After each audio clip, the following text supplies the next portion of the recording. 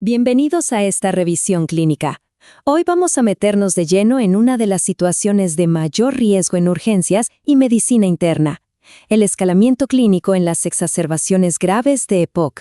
Es fascinante cómo en estos casos la toma de decisiones tiene que ser rapidísima y basarse en marcadores fisiológicos súper específicos. Vamos a seguir el recorrido de un paciente que se nos deteriora, desde que entra por urgencias hasta que termina con intervenciones críticas en la UCI. 28%. Es un número que asusta, ¿verdad? Esa es la mortalidad anual que sigue a una exacerbación de EPOC. Para ponerlo en perspectiva, esto es 3 a 4 veces mayor que la mortalidad de un infarto agudo al miocardio con supradesnivel del ST. O sea, una exacerbación no es para nada solo un mal día con tos, es un evento sistémico masivo que cambia por completo el pronóstico vital a corto y mediano plazo. Por eso, detectarlo a tiempo es literalmente de vida o muerte. Esta es nuestra ruta de hoy. Primero veremos los riesgos en la evaluación inicial, luego la clasificación de gravedad, la insuficiencia respiratoria y sus criterios letales. Pasamos al manejo farmacológico, después ventilación mecánica y finalmente los criterios de ingreso a UCI. ¡Empecemos! 1. Riesgos de exacerbación de EPOC en la evaluación inicial. Básicamente, hablamos de un empeoramiento agudo en la falta de aire o cambios en el volumen o purulencia de la expectoración que nos obligan a dar más tratamiento. Ya sabemos que esto suele ser por alguna infección respiratoria o a veces simplemente porque el paciente no siguió bien su tratamiento base. Y claro, cuando un paciente llega así, no podemos trabajar a ciegas. Necesitamos sí o sí monitorizar la saturación de oxígeno y pedir una gasometría arterial. La gasometría es, sin duda, nuestra brújula en esta tormenta. Además, pedimos hemograma y electrolitos. Y un detalle clave, la radiografía de tórax no es tanto para confirmar la exacerbación en sí, sino para descartar de inmediato otras cosas que pueden simularla o complicarla, como una neumonía, un derrame pleural o un neumotórax. Pasamos a la sección 2, clasificación inicial de gravedad al pie de la cama. Aquí es donde nuestro ojo clínico es fundamental para ver qué tan rápido se le está acabando la reserva respiratoria al paciente. Fíjense en lo rápido que un cuadro puede escalar. La regla de oro es que, con la presencia de un solo signo clínico de esta lista, ya categorizamos la exacerbación como de moderada a grave. Si vemos una frecuencia respiratoria superior a 30 o un uso evidente de la musculatura accesoria, estamos frente a un apremio ventilatorio severo. Lo mismo pasa si requiere una FiO2 de más del 35%, si hay hipercapnia con una PaCO2 en 50 o más, o si notamos cualquier grado de compromiso de conciencia. Todas estas son banderas rojas absolutas que nos exigen actuar ya mismo. 3. Insuficiencia respiratoria y criterios letales. El punto crítico. Ahora el gran reto es saber rapidísimo si estamos frente a una insuficiencia respiratoria letal o no letal, lo cual nos va a cambiar todo el abordaje. Aquí está la delgada línea entre dar medicamentos y pasar a soporte vital avanzado. Una insuficiencia respiratoria no letal todavía tiene una acidosis compensable, con un pH entre 7.25 y 7.35. Pero ojo, el escenario se vuelve letal si cruzamos ese umbral.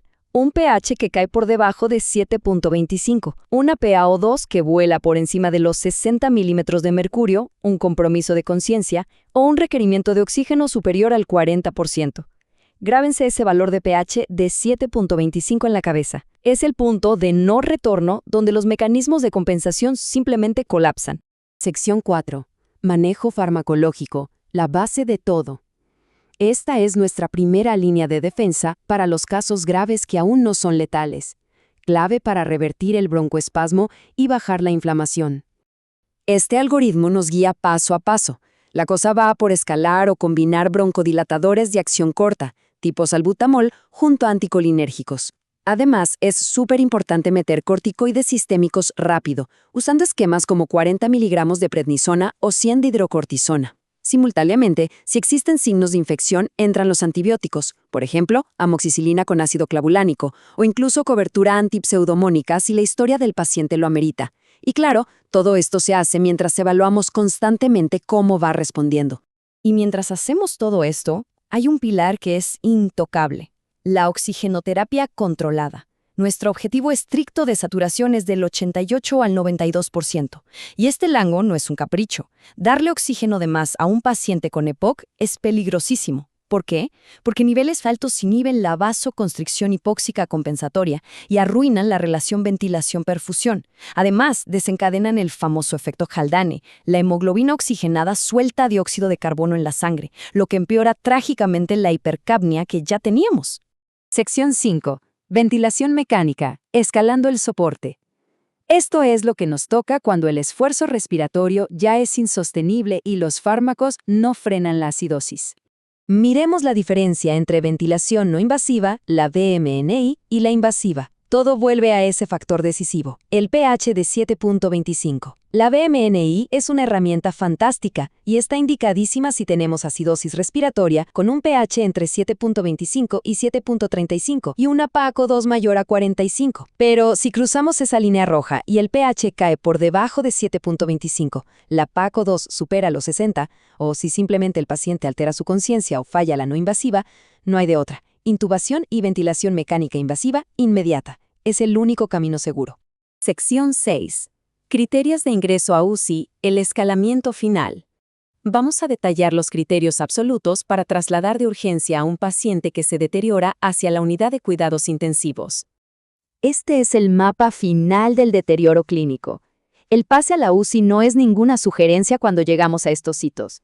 Si vemos que falla la terapia farmacológica combinada con el soporte no invasivo, evidenciado por una hipoxemia que no cede o una acidosis respiratoria implacable que rompe la barrera del pH de 7.25, estamos en problemas.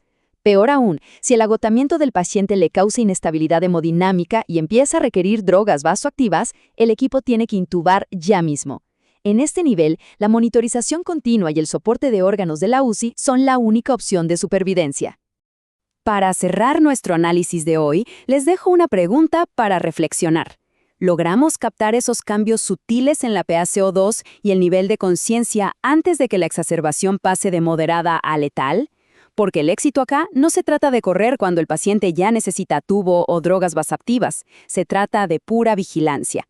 Si logramos anticipar el colapso prestando atención a ese discreto aumento en el CO2 o a esa ligera somnolencia cuando el paciente todavía está en sala general, ahí es donde hacemos la verdadera diferencia.